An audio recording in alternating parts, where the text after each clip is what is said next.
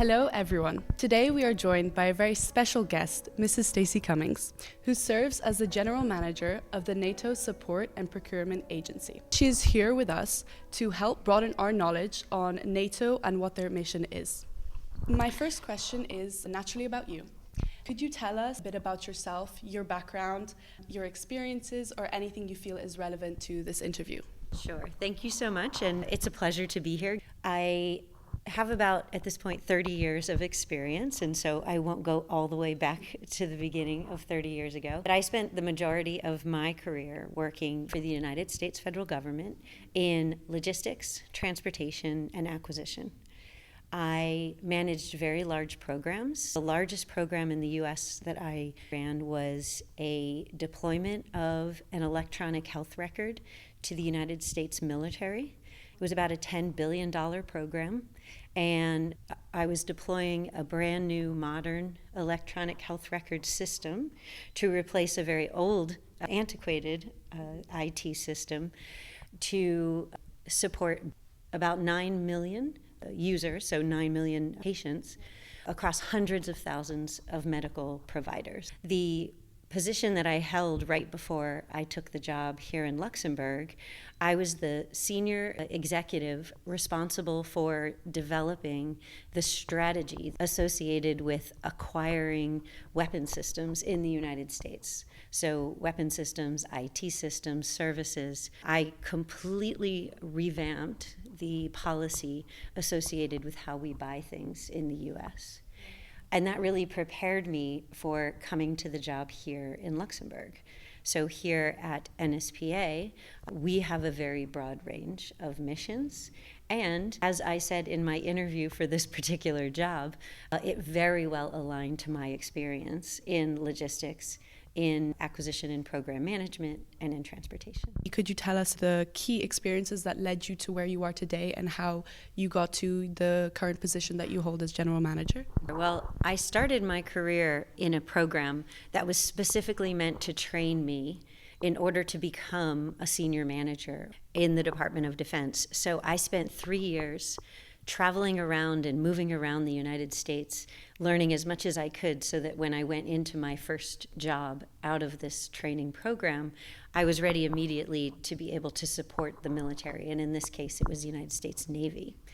And so I had the very lucky experience of having a training program that specifically taught me all the technical skills I needed, and then immediately put me into an opportunity to be a team leader. So I look at leadership in a continuum. So first you lead yourself, then you lead a team, then you lead a division or a department, and then you lead an organization.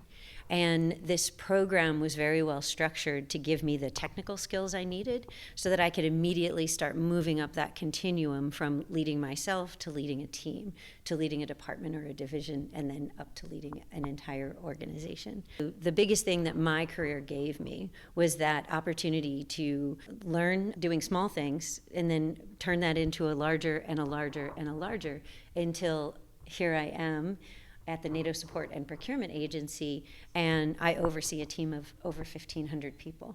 And so you can see that leadership continuum and that combination of both technical and leadership experience is what was necessary in order for me to compete against many other qualified professionals for this job, and allowed me to come here and be in Luxembourg. Before we dive into the specifics of the NSPA, I have a question regarding NATO in general and what is NATO's role and purpose on a more global scale. Could you briefly touch upon the history and how NATO got to the role that it has today for our students to gain a broader knowledge? NATO is a treaty organization, and it is both a political and a military alliance. What's important to understand about NATO is that the way it was designed, being a treaty organization, it means that every nation that's part of the alliance has chosen to be part of the alliance, and all of the decision making is made by consensus, meaning that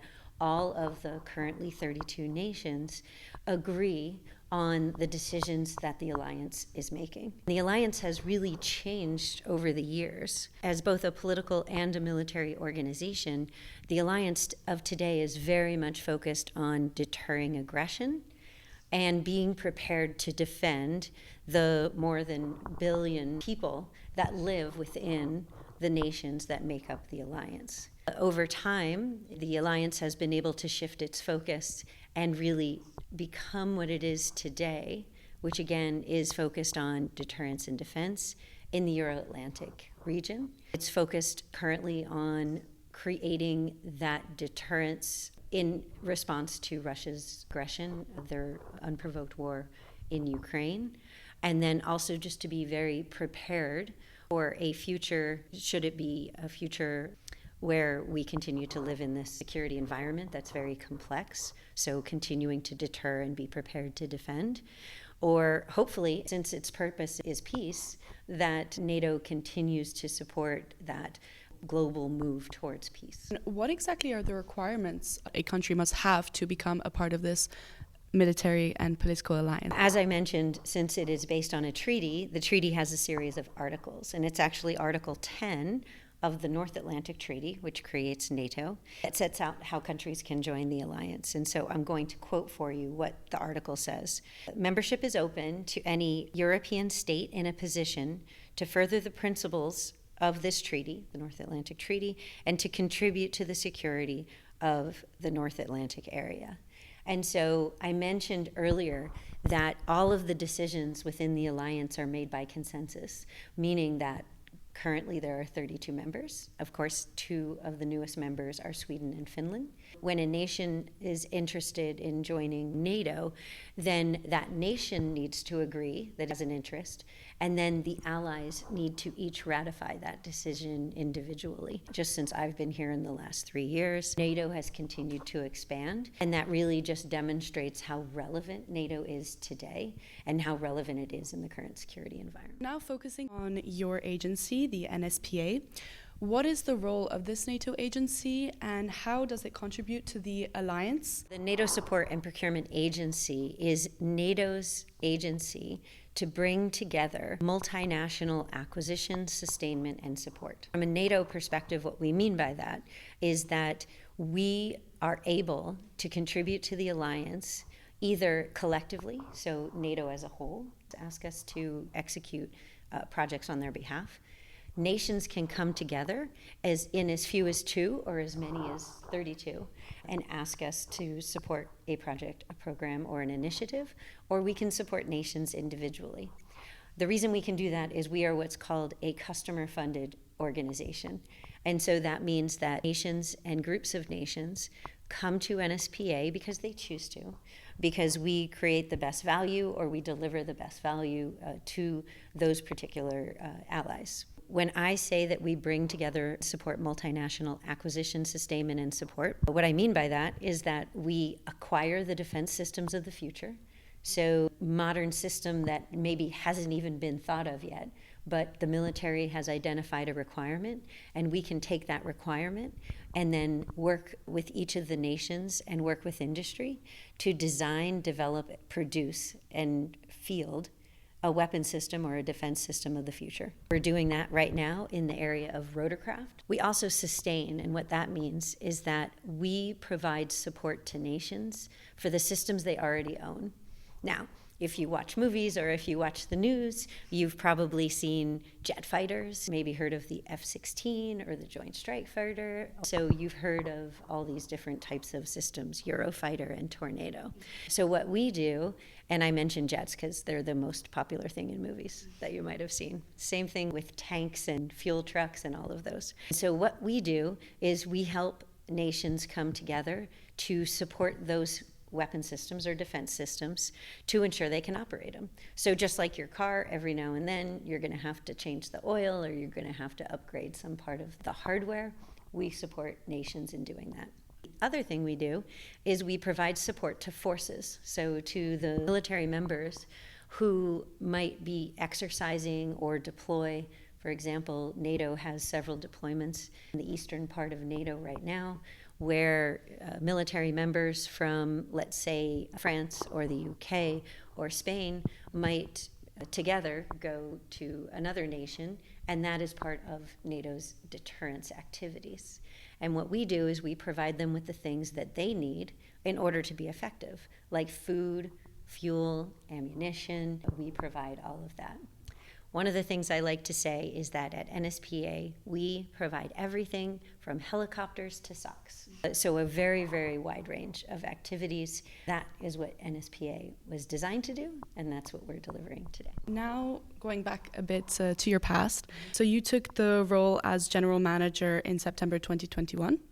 Bringing with you extensive experience, as you previously said, from the U.S. Department of Defense. Could you tell us a bit about how it contrasts between what you do now and what you did before? In 2021, I was working in the Pentagon. There was a turnover, a new presidential administration. And at the time in January, when President Biden became the president, there is an entire level of senior leaders in the Pentagon, just like all other federal departments, where the political leadership of the previous administration, at noon on January 20th, they move on. So they put in their letters of resignation. They serve at the pleasure of the president. So when the presidential administration turns over, there is a time period while the new presidential administration is working to bring on their political appointees that are going to support their political, technical agenda. The last job that I held in the Pentagon, we call it performing the duties of. So I was performing the duties of the Undersecretary of Defense for Acquisition and Sustainment. In the U.S., the Undersecretary for Acquisition and Sustainment oversees all of the department's acquisition policy, large acquisition programs, provides guidance to the military services for the acquisition, but also sustainment of defense systems, weapon systems, information technology. In that role, I had a very, very broad mission set to include facilities, environment, installations, sustainment. And when you think about it, it's not all that different from the role that I have now as far as the breadth of the mission. Having the opportunity to spend 7 months in that senior position within the department really was a great preparation for coming to NATO and looking across that broad mission set, which in the 27 years I spent working my way up to that role, I had done those things individually but not collectively. So I had a chance to look across the entire department from an acquisition sustainment perspective. Now, the scope and scale of the United States Department of Defense and NSPA are quite different, probably 300 times different. But being able to have that opportunity, as well as the role that I played in the U.S. in responding to the COVID-19 pandemic, as well as the work that I was doing to modify or innovate our procurement or acquisition processes, all have very much relevance. I'm able to bring those experience to NSPA. What's different? NSPA is a collection of 32 nations, and we have over 1,500 staff members from almost all 32 nations. Each of those staff members come from a different background, and their national systems evolved over time just like the U.S. system did. What that means is that just because I did something a certain way in my last job and it was successful, when you come to an international environment, you can't just assume that it's also going to be successful. You really need to look across what your mission is, what are the tools that you have, what do your regulations say, and then apply best practices. But you can't just take your experience from one nation and apply it one for one into an international environment. You really have to think about that. The other thing that's quite different is this idea of consensus. So I mentioned the definition of consensus in the NATO environment means that all 32 allies need to agree. In my background, it was very hierarchical. The boss gets to decide and says, this is what we're going to do, then this is what we're going to do. If we're going to our governance in the US, it's the United States Congress and Senate, and they operate on a majority vote, or in some cases a supermajority, but it's never 100%. In the NSPA environment, it is absolutely all 32 nations need to agree in order to move forward with a change to regulation or a program or a project. even when we have smaller groups of nations that come together, if it's 6 nations that come together, all 6 need to agree. This transition away from a command and control environment to a consensus-based environment is something that is quite different.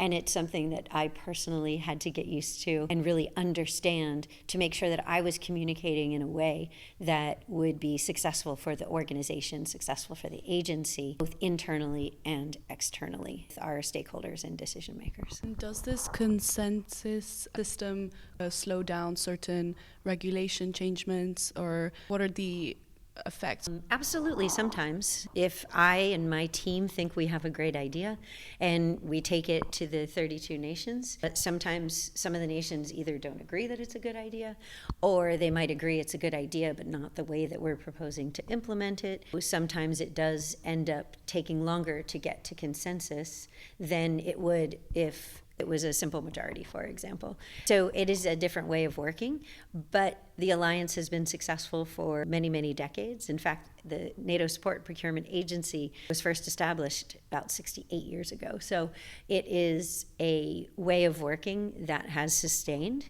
And again, I go back to, just because it's not the way I was used to doing it doesn't mean it's wrong, but it is different, and it's something that you need to approach from a different perspective.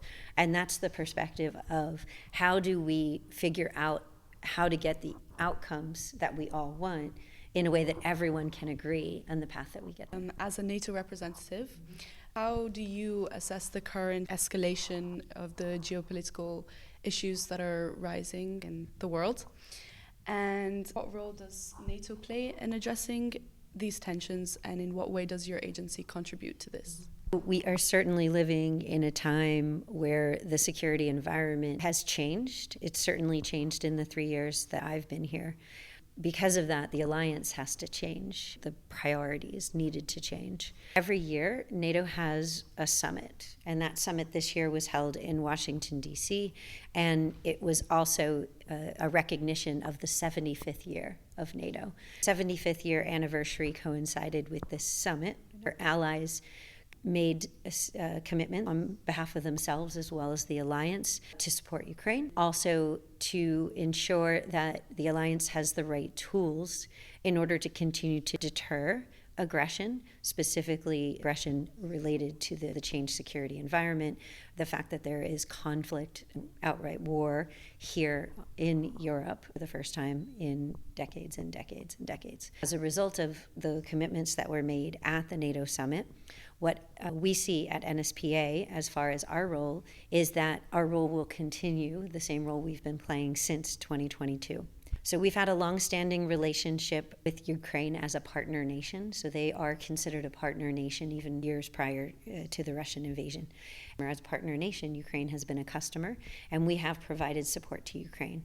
But really, since 2022, we've primarily supported Ukraine through a trust fund. And a trust fund is where nations voluntarily donate money into a fund that then allows NATO to collectively use those funds to meet Ukraine's highest needs. We do that for non-lethal support. Over the last several years, we've been providing things like medical equipment, ambulances. We've provided winter clothing, boots, sleeping bags, and the things that we can provide that are non-lethal that will enable Ukraine to continue to defend itself. One of the other things that we've been working on in support of Ukraine is helping them to design their own internal defense procurement system to ensure that it is effective, but also that it meets the highest levels of integrity and ensures that they can, put the things in place to prevent corruption, the things in place to prevent fraud. That will support Ukraine today, but also more importantly, when the conflict is over, it'll enable Ukraine to support itself as far as their defense and also during reconstruction. With the changing security environment, with tensions not just related to the war in Ukraine, but also across the globe, again, I think that NATO has, made a commitment to peace NATO is a peacemaking organization focused on first deterrence and the safety of the billion inhabitants of the 32 nations.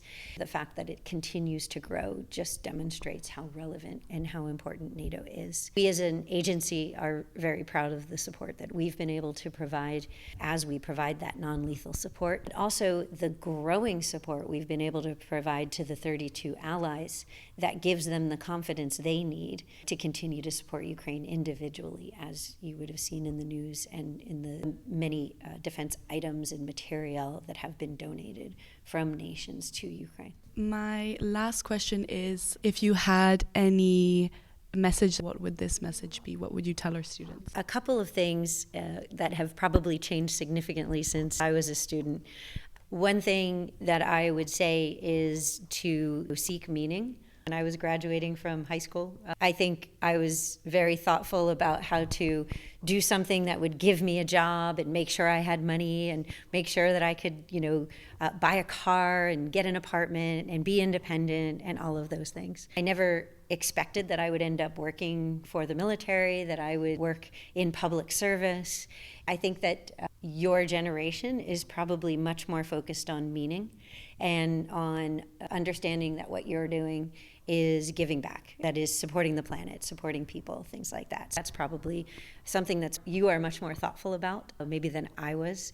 The other thing that I would say is that you as a generation are probably going to demand more from the workforce than my generation did around things like flexibility, social commitment, things like that, and I think that's great. The agency that I work on is quite old and has a lot of legacy processes and rules, and it's going to be your generation that's going to help push some of those out. I can see a fantastic example of gender equity in the room, even if you don't see yourself in senior positions in the field that you want to be a senior leader in.